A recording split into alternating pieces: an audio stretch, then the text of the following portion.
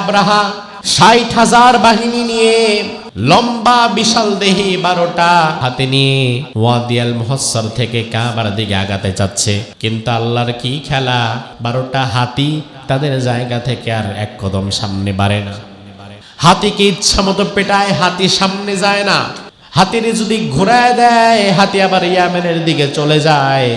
তবে কাবার দিকে মুখ করায় দিলে হাতি আর সেদিকে যায় না, কারণ হাতি বুঝে সামনে গেলেই বিপদ, আমি আমার রেড সিগন্যাল ক্রস করে ফেলবো। এরপরেও হাতিকে জোর জবরদস্তি করে ঠেলে ধাক্কায় তারা কাবার দিকে যখনই নেওয়া শুরু করেছে, এমন সময় আমার আল্লাহ রাব্বুল আলামিন সাথে সাথে তিনি তার বাহিনী পাঠিয়ে দিয়েছেন।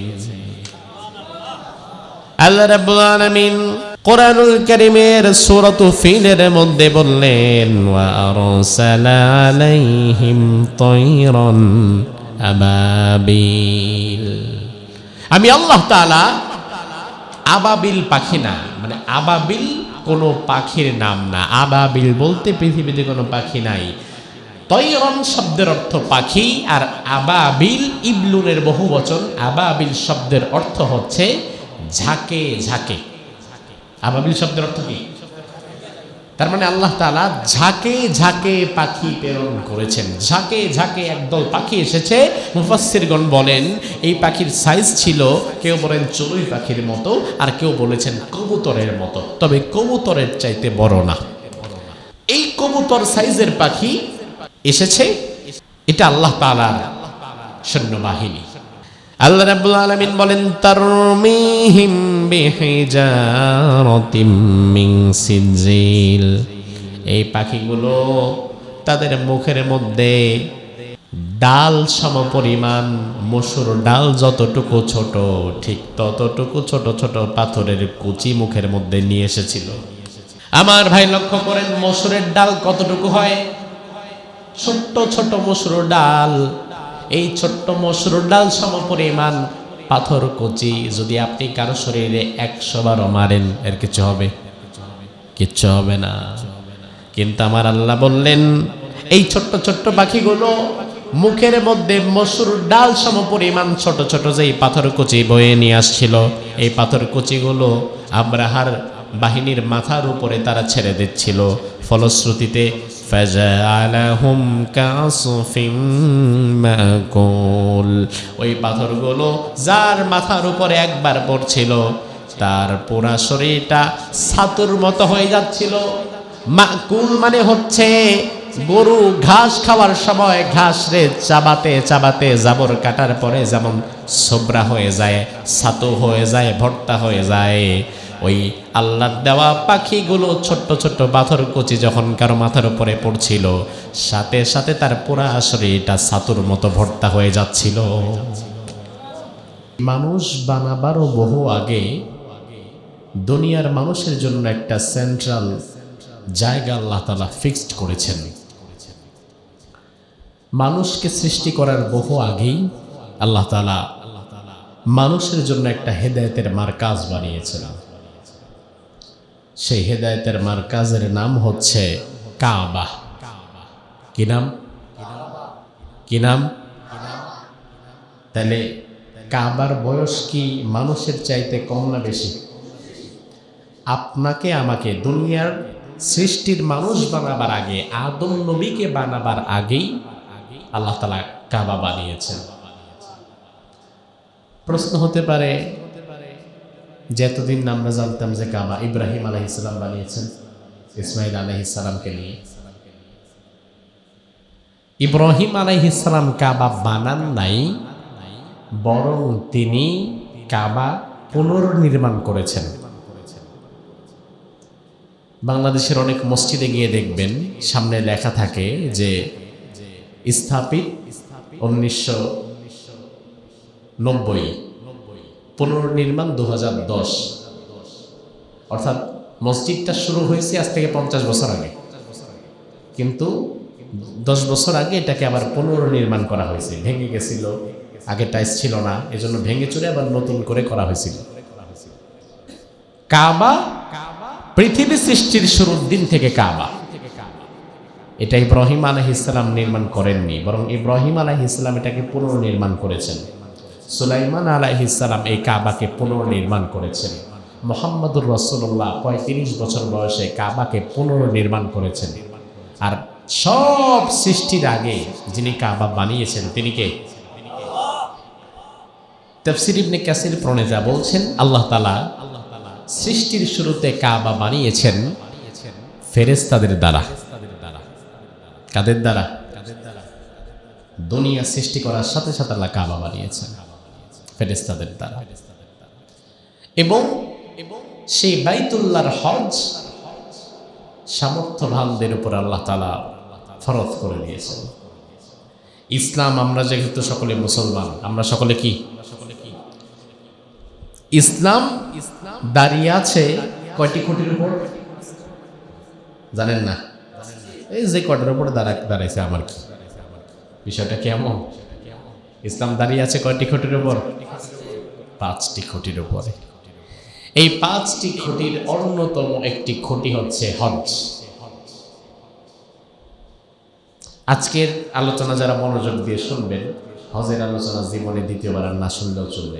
ইনসাইড আউটসাইড কোরআন সুন্নাহ থেকে যতটুকু কোলায় অল্প সময়ের মধ্যে বুঝতে পারবেন। কাবার ইতিহাস থেকে শুরু হবে। এই হজ একমাত্র ভিন্ন ধর্মী একটি ইবাদত যেখানে শারীরিক এবং আর্থিক দুটো বিষয় একসাথে লাগে। এই যে আমরা মাত্র যে নামাজ পড়েছি, এটা কোন নামাজ ছিল? এশার নামাজ। এশার নামাজ পড়তে শারীরিক সুস্থতার প্রয়োজন, পকেটে পয়সা না থাকলেও চলবে। এজন্য এশার নামাজ কোটিপতির জন্য যেমন ফরজ, ভিক্ষুকের জন্য তেমন ফরজ। যদিও জুমার দিন মসজিদের সামনে যারা ভিক্ষা করে এরা অধিকাংশ ক্ষেত্রে জুমার নামাজটা পড়ে না। আপনাদের কি খবর জানি না, আমি যেখানে জমা পড়াই পরদিন গেলে দেখবেন মিনিমাম 30 থেকে 40 জন ভিক্ষুক জুমার দিন মসজিদের সামনে বসবে, সাভার বাস স্ট্যান্ড মসজিদের সামনে। আপনি দেখছেন না? প্রচুর ভিক্ষুক। আল্লাহর বান্দা বান্দিরা, নামাজ যখন আমরা পড়ি এরা নামাজ পড়ে না। এরা নামাজ পড়ে না আমি বুঝলাম কিভাবে? আমি তো নামাজ পড়াই, আমি দেখলাম কেমনে যে এরা পড়ে না। আমি কি মুসল্লিদের সেজদা রেখা উকি দিয়ে দেখছি? না, আমি বুঝলাম হচ্ছে এভাবে।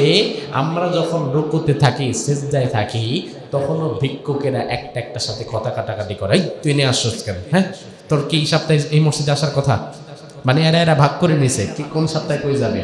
এরা ঝগড়া করে যে আমার জায়গায় তুই বসছস কেন। এই ঝগড়াঝাটির আওয়াজ আমরা নামাজে শুনতে পাই।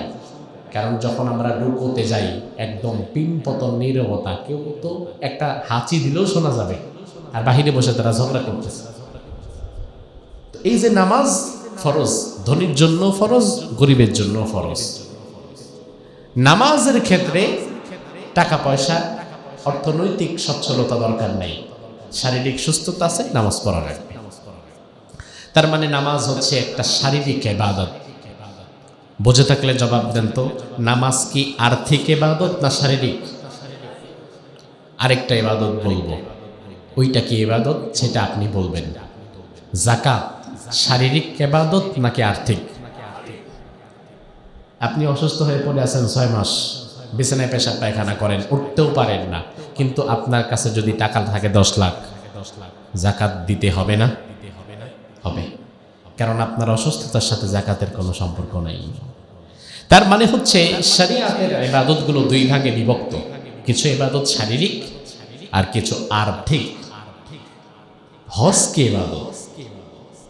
আর্থিক না শারীরিক? আর্থিক। তাহলে শরীরের দরকার নাই, এজন্য বুইরা বয়সেও যাবো, উইটা মুইটা যেমনি পারি, পারলে পারলাম না পারলে না। হজ হচ্ছে একমাত্র ভিন্ন ধর্মী ইবাদত যেখানে শারীরিক আর্থিক দুটো বিষয়ে একসাথে প্রয়োজন। অর্থনৈতিক সচ্ছলতা আছে, শারীরিক সামর্থ্য নাই, হজ ফরজ না। আবার শারীরিক সক্ষমতা আছে, অর্থনৈতিক সচ্ছলতা নাই, তাও হজ ফরজ না। এই দুইটাই যখন থাকবে তখনই হজ ফরজ। এই জন্য আল্লাহ তাআলা হজকে ইসলামের একটি গুরুত্বপূর্ণ খুঁটি বানিয়ে দিয়েছেন। এবার আসেন দেখি আল্লাহ তাআলা ওই পবিত্র ঘর, আজকের আলোচনার শুরুতে আমরা আল্লাহর দরবারে দোয়া করি, আল্লাহ আপনাদের এখানে আপনারা যারা আছেন হজে গেছেন এমন কেউ আছে?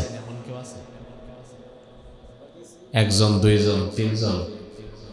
যাক আলহামদুলিল্লাহ, উমরায় তো গেছে, তো তিনজন পাওয়া গেছে। আপনারা উমরা করেছেন? মাশাআল্লাহ। ও মাশাআল্লাহ, উমরার জন্য তো অনেকে আছে।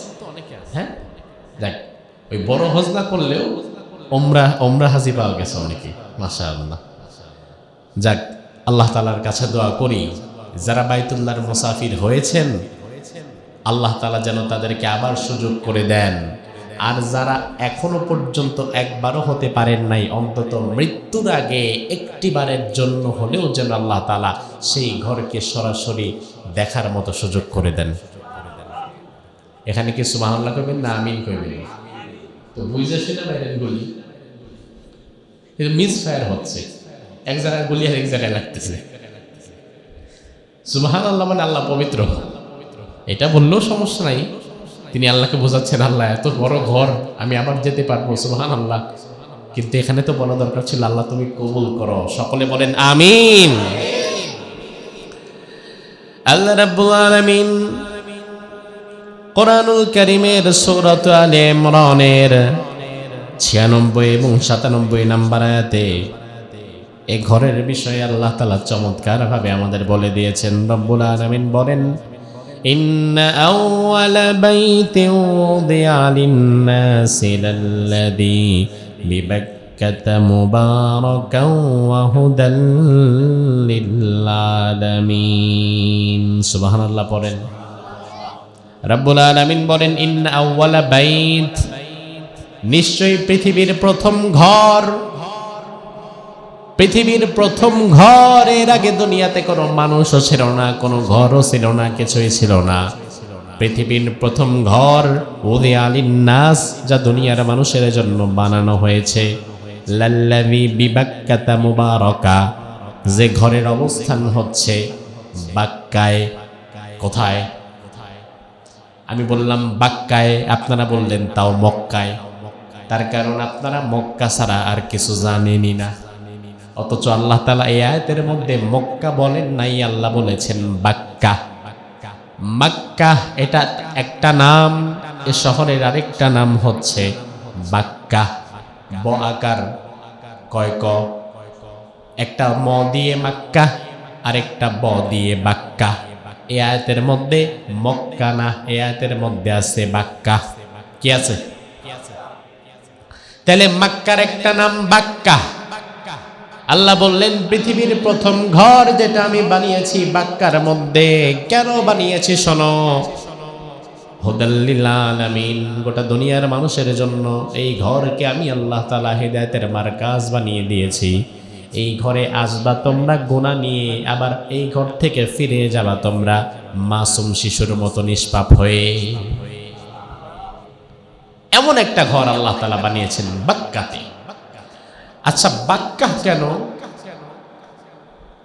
বাক্কা শব্দের অর্থ হচ্ছে ধ্বংস করা। কি করা? তাহলে একটা বিষয় দেখেন যে মক্কার একটা নাম বাক্কা মানে ধ্বংস করা। এটা কথা হইল যে মক্কার একটা নাম হচ্ছে ধ্বংস করা। হ্যাঁ, মক্কার একটা নাম বাক্কা, আর বাক্কা মানে ধ্বংস করা। কেন ধ্বংস করা? মুফাসসিরগণ বলেন সুম্মিয়াত বাক্কা লিআন্নাহা তাবুক্কা আনাকাল জাবাবির।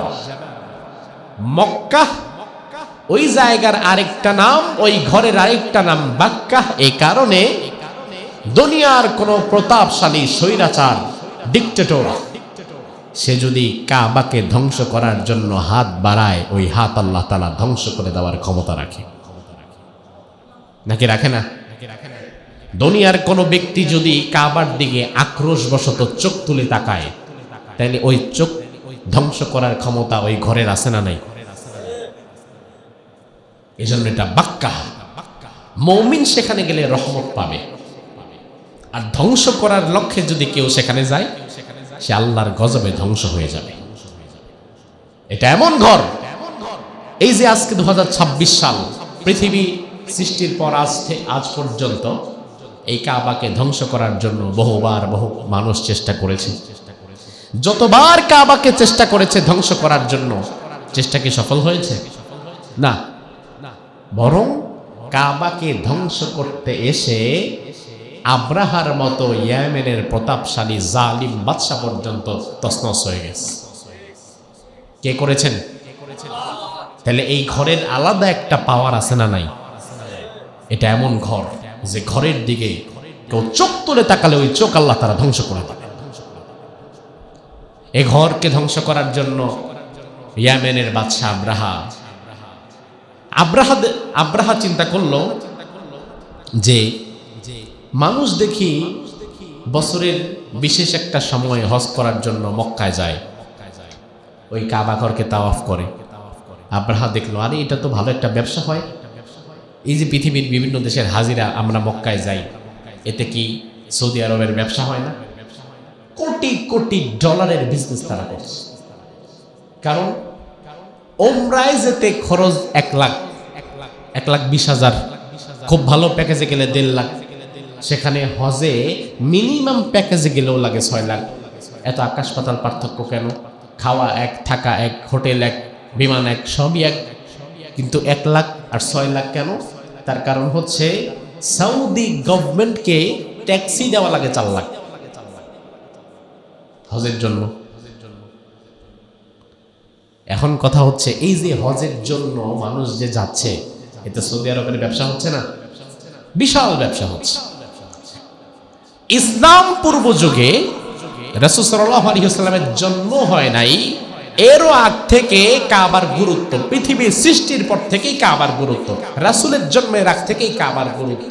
দুনিয়ার মানুষ মুমিন হোক, মুশরিক হোক, ইহুদি হোক আর খ্রিস্টান হোক, হজের সময় সকলেই কাবায় যেত, কাবা তাওয়াফ করত। আর যখন মানুষ কাবায় যায়, বেচা বিক্রি বাড়ে, ব্যবসা বাণিজ্য বাড়ে। তো কুরাইশদের ভালো একটা ব্যবসা হতো হজের সফরকে কেন্দ্র করে। রাসূল সাল্লাল্লাহু আলাইহি ওয়াসাল্লাম তখনও দুনিয়াতে আসেন নাই।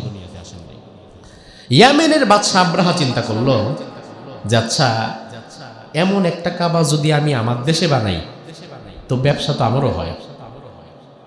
এই চিন্তা থেকে আব্রাহা ইয়েমেনে কাবার আদলে, কাবার মতো করে আরেকটা ঘর বানায় বলল যে এখন থেকে তোমরা ওই মক্কার ওই কাবায় যাওয়া দরকার নাই, তোমরা ইয়েমেনে আমি যে এই কাবা বানায় দিছি এই কাবায় তোমরা তাওয়াফ করবা। নাউজুবিল্লাহ বলবেন না? সে অফার দিয়ে দিল যে এই কাবায় আসলে তোমাদের থাকা খাওয়ার সুব্যবস্থা করা হবে, থাকারও ব্যবস্থা আছে, খাওয়ারও সব ব্যবস্থা আছে।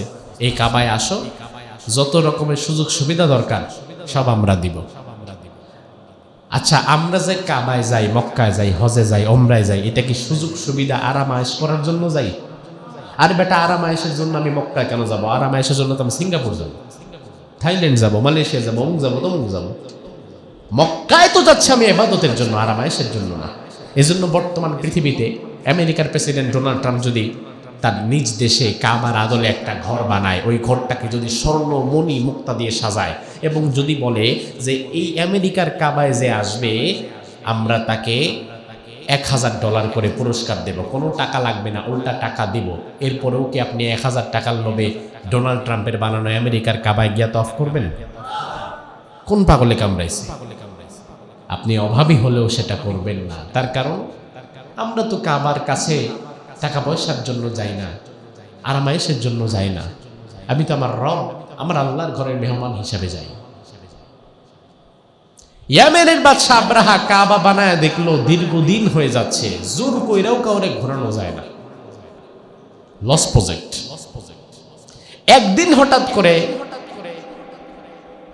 ওই কাবার যে দায়িত্বশীল সে এসে আব্রাহাকে জানালো যে ঘটনা তো একটা ঘটছে। কি ঘটনা? কই রাত্রেবেলা দেখলাম দুর্গন্ধ আসতেছে খুব। সকালবেলা ভাবলাম যে দিনের আলোতে দেখি কি হয়েছে না হয়েছে। ভেতরে গিয়ে দেখি কারা যেন পেশাব পায়খানা করে আপনার কাবার ভেতরে পুরা শেষ করে ফেলছে। আব্রাহার মেজাজ খারাপ হয়ে গেল, আমার বানানো কাবার ভেতরে পেশাব পায়খানা করছে। উজিরে আলা পরামর্শ দিল, এক কাজ করেন, ওই মক্কার কাবাকে যদি ধ্বংস করা না যায় তাহলে আপনার কাবা মার্কেটে চলবে না।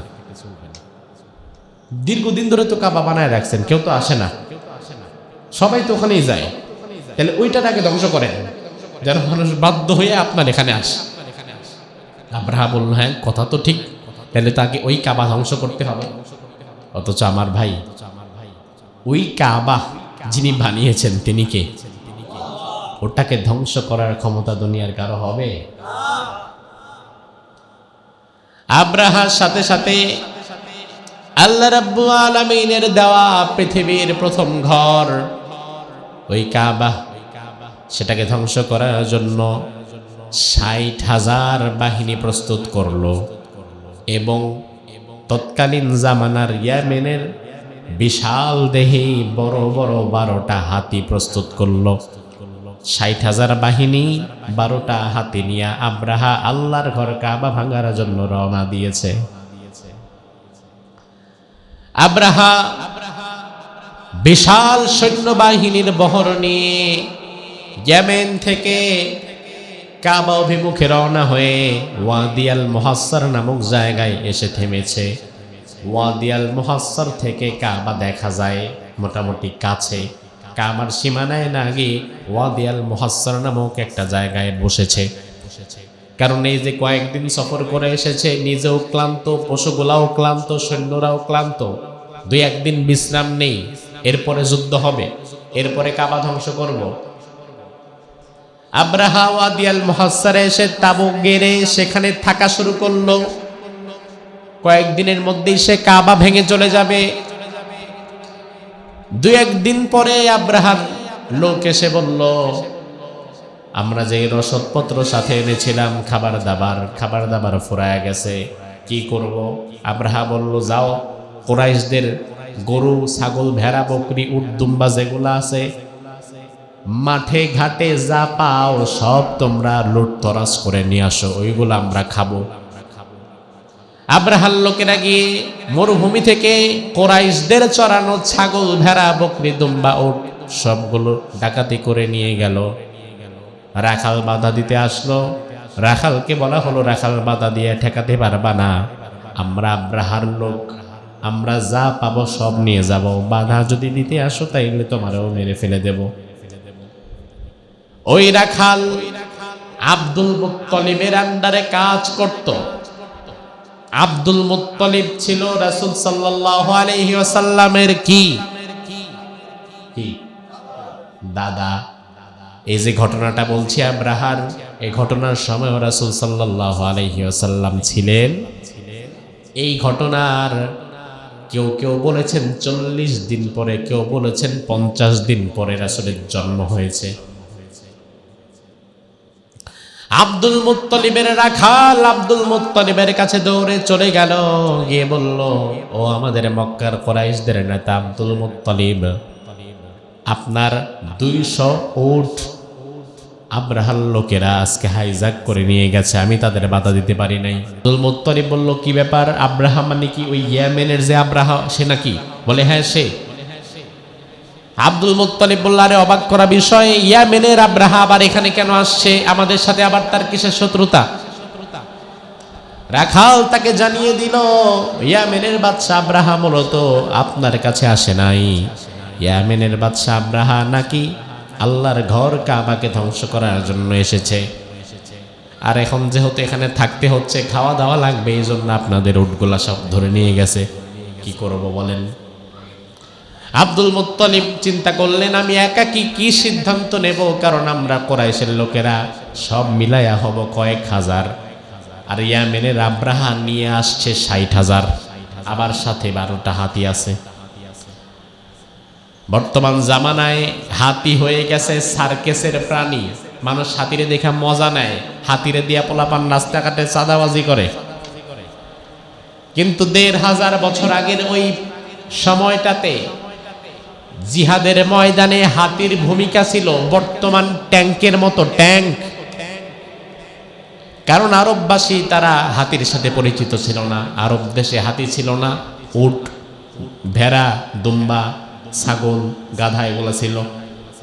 এখন হাতি যখন দেখছে তখন তো তারা বাবারে বাবা এটা আবার কি আসছে, আরো 12টা বিশাল বিশাল লম্বা লম্বা হাতি।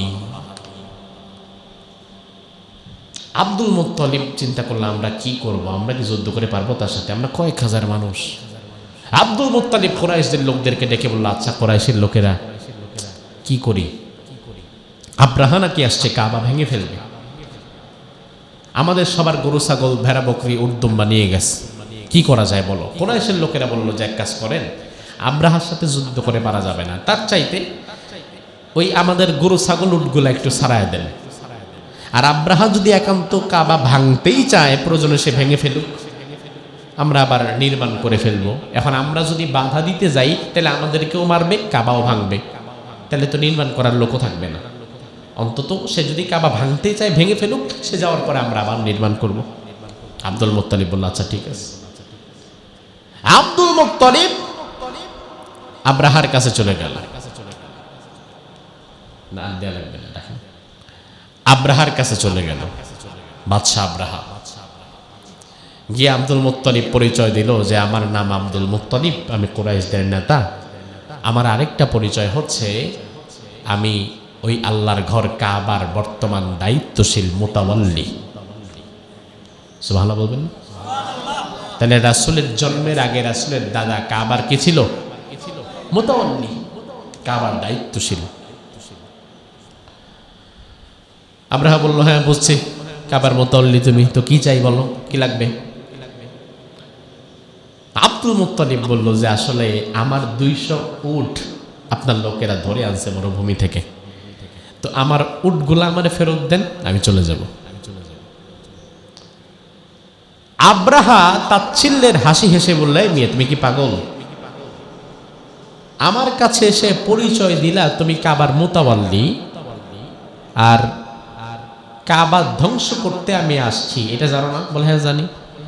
তো তুমি কাবা বাঁচাইতে না এসে আমারে বলতেছো যে আমার উট লাগবে, আমার উট ফেরত দেন, তো তুমি না কাবার মুতাওয়াল্লি, তুমি কি ছাতার মুতাওয়াল্লি হইলা?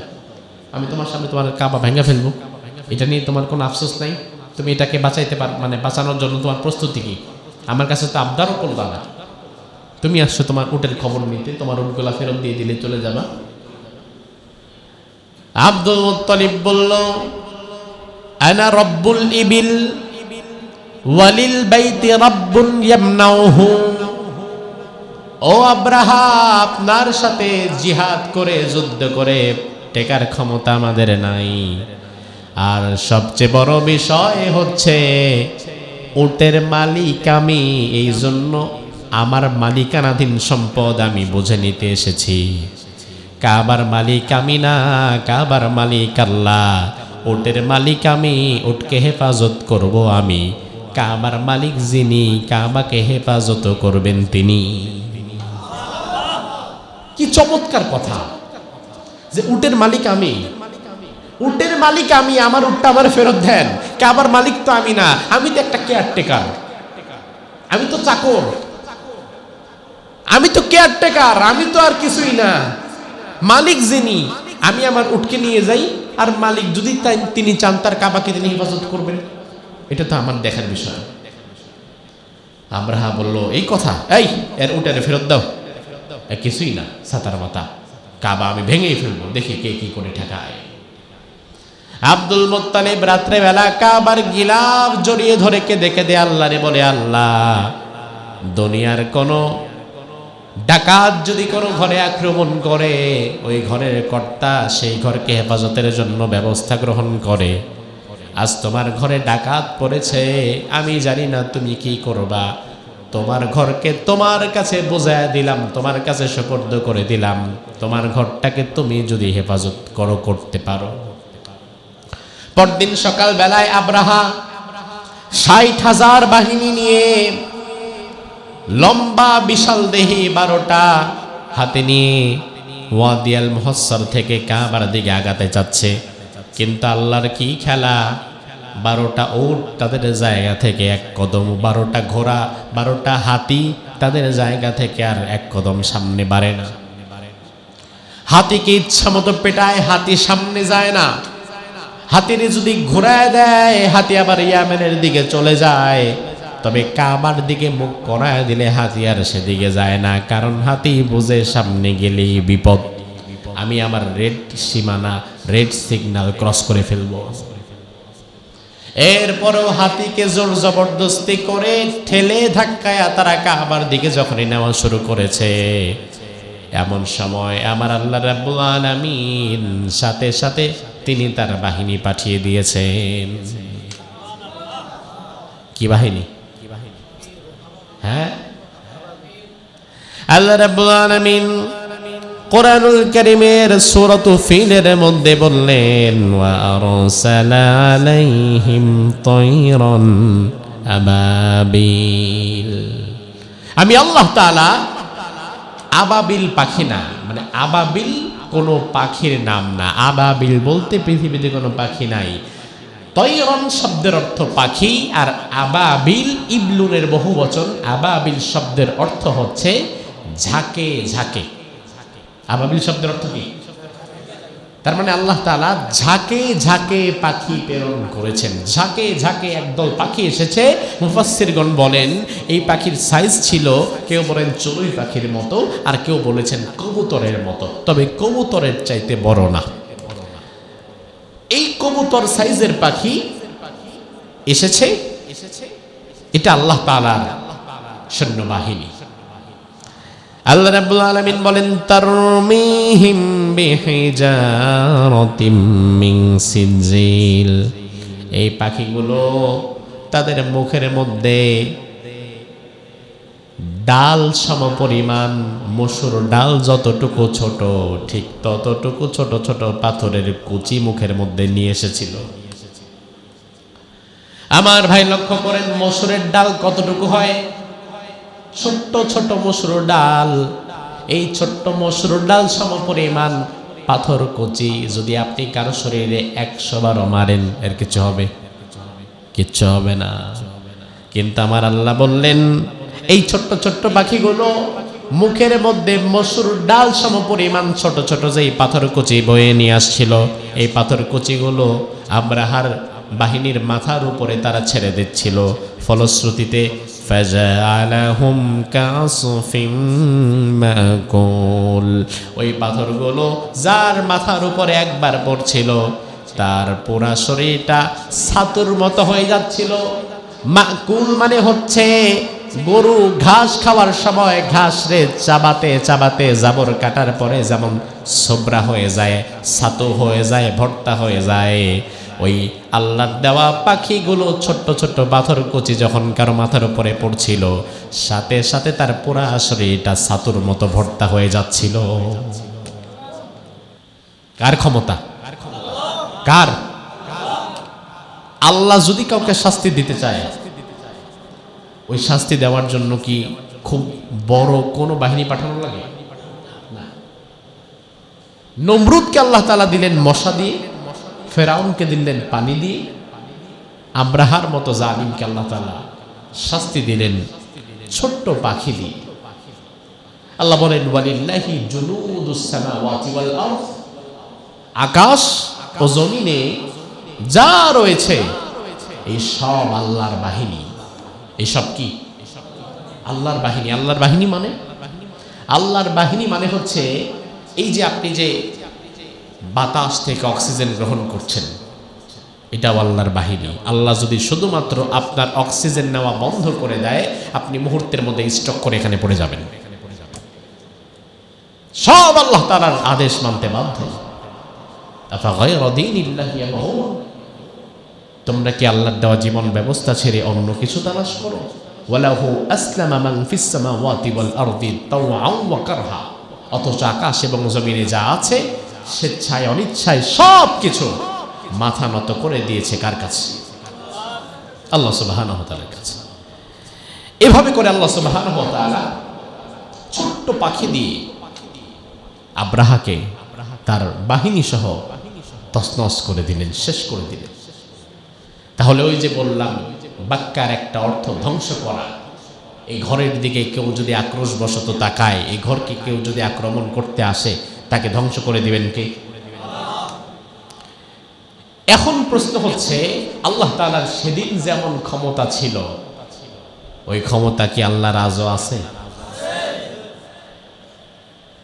তাহলে তো মসজিদে আকসা শতাব্দী চলে যাচ্ছে ইহুদি নাসারাদের কবজায়। আল্লাহ তাআলা কাবা হেফাজতের জন্য আবাবিল পাঠিয়েছিল, ঝাঁকে ঝাঁকে পাখি পাঠিয়েছিল, অথচ মসজিদে আকসা হেফাজতের জন্য কেন পাঠাচ্ছে না? আল্লাহ তাআলা বাবরি মসজিদ ভেঙে ফেলল 1992 সালে। সেই বাবরি মসজিদ হেফাজতের জন্য নতুনভাবে আর কেন আবাবিল পাঠালো না? আল্লাহর যদি সেই ক্ষমতা এখনো থাকে, তাহলে মসজিদে আকসা, বাবরি মসজিদ সহকারে গোটা পৃথিবীর বিভিন্ন মসজিদ যে ধ্বংস করা হচ্ছে বিভিন্নভাবে, সেগুলো হেফাজতের জন্য কেন আল্লাহ সেই সহযোগিতা আবার পাঠালো না? তার কারণ হচ্ছে আল্লাহ তাআলা আব্রাহাকে ধ্বংস করার জন্য, কাবা হেফাজতের জন্য আবাবিল পাঠিয়েছিল তখন যখন আসমানের নিচে জমিনের উপরে আল্লাহকে আল্লাহ বলে ডাক দেওয়ার মতো একজন ইমানদারও ছিল না। রাসূল সাল্লাল্লাহু আলাইহি ওয়াসাল্লামের জন্মের 40 দিন আগের ঘটনা। তার মানে রাসূল সাল্লাল্লাহু আলাইহি ওয়াসাল্লাম তখন দুনিয়াতে ছিলেনই না। একজন ইমানদারও ছিল না, একজন মুওয়াহ্হিদ ছিল না, একজন মুমিন ছিল না। অর্থাৎ একজন ইমানদারও যখন ছিল না, তখন আল্লাহ তাআলা এই কাবা হেফাজতের দায়িত্ব নিয়েছেন, কারণ আর কেউ তো নাই। কিন্তু বর্তমান পৃথিবীতে 200 কোটি মুসলমান থাকার পরেও আল্লাহর যদি আবাবিল পাঠানোই লাগে, তাহলে 200 কোটি মুসলমান থাকা আর না থাকা তো একই সমান। কথা বুঝেন? আল্লাহ তাআলা তো আবাবিল পাঠিয়েছিল ওই জামানায় যখন একজন মুসলমানও ছিল না। বর্তমানে আপনি কোন দুঃখে আবাবিলের পথ চেয়ে বসে আছেন? আবার কাবা ভাঙতে এলে পাঠাও আবাবিল। কিসের জন্য এই কথা বলেন? বরং বর্তমান জামানায় মুসলমান যেহেতু আছে, এজন্য মসজিদ আল্লাহর ঘরগুলো হেফাজতের দায়িত্বতে মুসলমানদের। এখন তার আবাবিলের দরকার নাই। এখন আবাবিলের পথ চেয়ে বসে না থেকে এই জামানায় 200 কোটি মুসলমানকে আবাবিলের ভূমিকায় মাঠে থাকা লাগবে। আবাবিলের জন্য বসে থাকেন না, আপনি আবাবিলের ভূমিকায় মাঠে নামেন। আস-সা'য়ু মিন্না ওয়াল ইতমামু মিনাল্লাহ। বান্দার চেষ্টা প্রচেষ্টা যেখানে শেষ হবে, আল্লাহর সহযোগিতা সেখান থেকে শুরু হয়ে যাবে। ওই আল্লাহর এখনো ক্ষমতা আছে এর চেয়ে ভয়ঙ্কর পাখি পাঠাবার, এর চেয়ে ভয়ঙ্কর অস্ত্র দেওয়া। কিন্তু আল্লাহকে দেখবে যে আমার বান্দার চেষ্টাটা কোথায় শেষ হয়। এখন আমার বান্দা মসজিদের মধ্যে ঢুকে শুধু জিকির করে আর আল্লাহরে বলে, আল্লাহ তুমি মসজিদে আকসা হেফাজত করো, অথচ মসজিদে আকসা হেফাজতের জন্য তার কোনো ভূমিকা নাই। তাইলে ওই আব্রাহার জামানা আর আজকের জামানা তো এক না। ওই জামানায় একজন ইমানদারও ছিল না বলেই আল্লাহ আবাবিল পাঠিয়েছেন। আর এই জামানায় 200 কোটি থাকার পরে আল্লাহ কেন আবাবিল পাঠাবেন? বরং আমাদের গাফলতি দেখে তো মাঝে মাঝে আমার মনে হয় এই জামানায় যদি আল্লাহ আবাবিল পাঠায়, তাহলে ইহুদি খ্রিস্টানদের ধ্বংস করার আগে আমাদেরকে ধ্বংস করার জন্য আসবে। তোদের মতো মুনাফিক মার্কা ইমানদার গুলো ধ্বংস হোক, এরপরে না হয় ওরা ধ্বংস হবে। সাহাবী রাসূল সাল্লাল্লাহু আলাইহি ওয়াসাল্লামকে প্রশ্ন করলেন, ইয়া রাসূলুল্লাহ, সহিহ বুখারীর 3366 নম্বর হাদিস, ইয়া রাসূলুল্লাহ আইয়ু মসজিদিন ওয়াদিআ ফিল আরদি আউয়াল। লক্ষ্য করেন, সাহাবী রাসূলকে প্রশ্ন করেছেন, ইয়া রাসূলুল্লাহ, আল্লাহর জমিনে সর্বপ্রথম কোন মসজিদটি নির্মাণ হয়েছে? রাসূল সাল্লাল্লাহু আলাইহি ওয়াসাল্লাম বললেন, মসজিদুল হারাম, তার মানে বাইতুল্লাহ। পৃথিবীর সর্বপ্রথম নির্মাণকৃত মসজিদ হচ্ছে আল্লাহর ঘর বাইতুল্লাহ, মসজিদুল হারাম। সাহাবী আবার জিজ্ঞেস করলেন, ইয়া রাসূলুল্লাহ সুম্মা আইয়ু, এরপরে কোনটা? রাসূল সাল্লাল্লাহু আলাইহি ওয়াসাল্লাম বললেন, মসজিদুল আকসা, ফিলিস্তিনের সেই মসজিদে আকসা। তার মানে পৃথিবীর প্রথম মসজিদ বাইতুল্লাহ, আর দ্বিতীয় মসজিদ কোনটা? মসজিদে আকসা, বাইতুল মাকদাস। সাহাবী রাদিয়াল্লাহু আনহু এবার জানতে চাইলেন যে এই দুইয়ের মাঝে সময়ের ব্যবধান কত ছিল, এই দুটি মসজিদ নির্মাণের মাঝে? রাসূল সাল্লাল্লাহু আলাইহি ওয়াসাল্লাম বললেন, 40 সানা, দুটি মসজিদ নির্মাণের মাঝে সময়ের ব্যবধান ছিল মাত্র 40 বছর। কয় বছর? তার মানে কাবা নির্মাণের ঠিক কত বছর পরে? 40 বছর পরে আল্লাহ তাআলা মসজিদে আকসা নির্মাণ করেছিলেন। আল্লাহ সুবহানাহু ওয়া তাআলা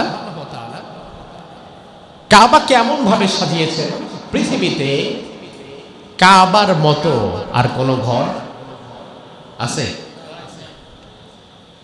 ওমানের সুলতান আস্তানা নুরুল ঈমান নামে বিশাল এক কিং প্যালেস বানিয়েছে, রাজপ্রাসাদ।